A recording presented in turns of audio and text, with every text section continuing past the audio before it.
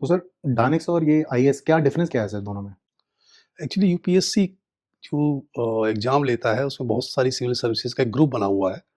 उसमें आप अपनी चॉइसेस भरते हैं और अपनी मेरिट के हिसाब से और चॉइस के हिसाब से जहाँ आपकी रैंक होती है वहाँ आपको अलॉटमेंट हो जाता है। तो basically DANICS was the service जिसको कि लोग अच्छी मानते हैं क्योंकि ये एक ऐसी सर्विस है यूपीएससी के एग्ज़ाम में जो आपको आईएएस में एलिवेट करती है। बाकी सर्विसेज वो अपने अलग-अलग डिपार्टमेंट्स की है like customs, income tax, defence estates, then we go to police, Indian foreign service, वो अपने-अपने डिपार्टमेंट में ही रहते हैं ओके। और उनकी सर्विस की अपनी हायरार्की है, पर ये दानिक सर्विस ऐसी है जो आपको आईएएस में एंटर करा देती है। हमारे टाइम पे तो हमने जॉइन किया तब थोड़ा टाइम लग रहा था, डिपेंड्स की वैकेंसीज कितनी हैं और बैच कितने बड़े आ गए, पर हम जो है काफ़ी फास्टर दानिक से आईएएस बन रहे हैं लोग, अराउंड 38, 30, 40 के आसपास।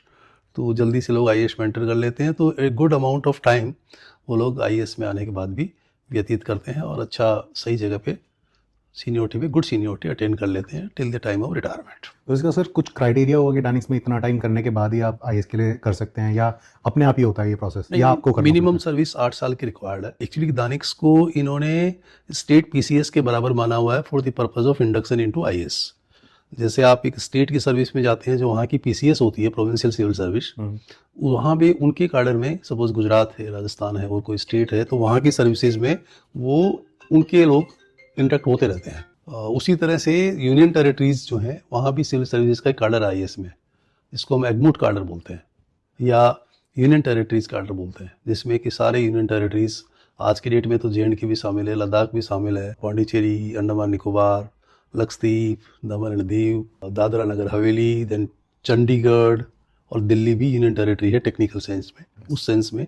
और इसके साथ 3 स्टेट मिलाए हुए हैं, एक मिजोरम, अरुणाचल और गोवा, 3 स्टेट और सारी यूनियन टेरिटरीज मिला करके काडर हुआ, that is called broadly UT cadre. तो यहाँ पे जब इंडक्शन होता है तो उनकी सिविल सर्विसेज है, गोवा की, अरुणाचल की, मिजोरम की, बिकॉज वो स्टेट्स हैं प्लेस्ड, लेकिन बाकी की नहीं है। तो बाकी की पौंडीचेरी सिविल सर्विस एक बनी हुई है, बाकी ये सिविल सर्विस वाले ही लोग इस काडर में इंडक्ट होते हैं।